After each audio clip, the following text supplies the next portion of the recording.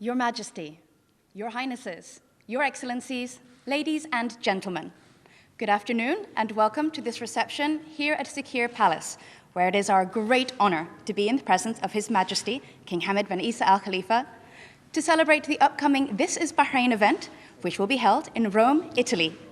A very good evening and welcome to the 7 o'clock nightly news. You're watching the 11 o'clock news live from Bahrain International with me, Danielle Doporto.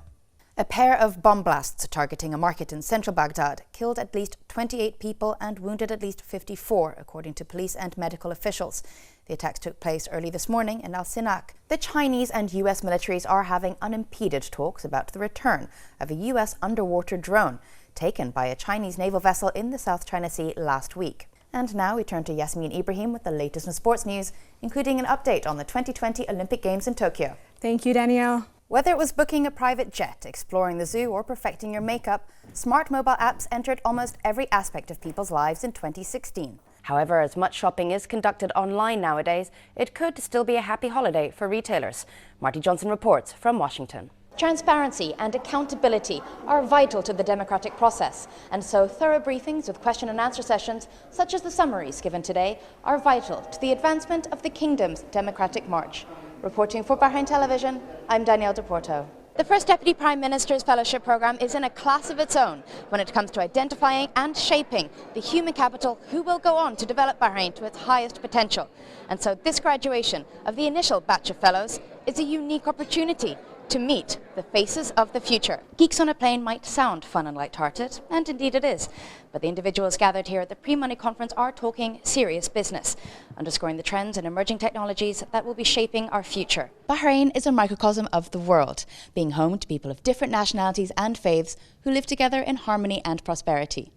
This atmosphere has come about not solely due to the local hospitality. Education and dialogue are key to mutual understanding and respect, and it is in this spirit that the educational accords have been met. Reporting for Bahrain International from Rome, Italy, I'm Danielle Doporto. Saving the best to last? No, well, okay. Danielle Doporto, you're in the northern constituency. I am. Good afternoon, Gay. Great to speak with you as always. I'm in Al Ahd Al Zahar Girls Secondary School in the Northern District.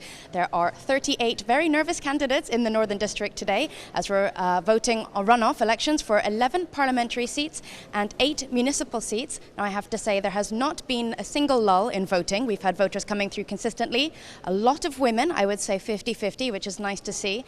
It's worth mentioning that in the first round of all the 419 candidates in Bahrain, about 8% were women. But now in the second round for the Northern Governorate, covering parliamentary and municipal elections, we have a representation of over 13% of women.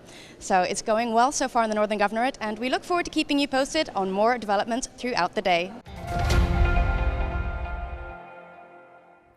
Two of Bahrain's main modern industries with the richest history are oil and gas and aviation. Today, we will examine an organization that spans both sectors, the Bahrain Aviation Fueling Company, or BAFCO, to learn how this Bahraini company successfully meets top international standards, especially with regards to safety and efficiency. Additions of diverse divisions directly meets Peninsula's goal of shoring up local food security, as does another strategic expansion of theirs, which happens to simultaneously enhance return on investment. When we started the company, started as a small division, procurement, but now it's built into a own company of Zellog Farming Supplies. Yes, this is very interesting. Peninsula Farms has experienced a lot of lateral growth. Yes. And then that was obviously deliberate, but organically you had some backwards integration with your supply company. I'm wondering what other HR departments can learn from BAFCO's culture. How does it come about? Is it in the hiring process? Is it in the top-down management vision? Is it in the training? We need to make sure that it grows, again, holistically in the entire ecosystem. And hopefully create synergies.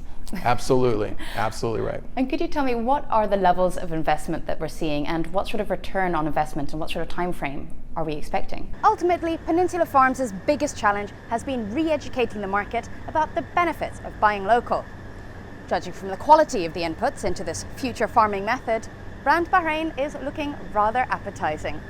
Thank you for joining the Business Brief.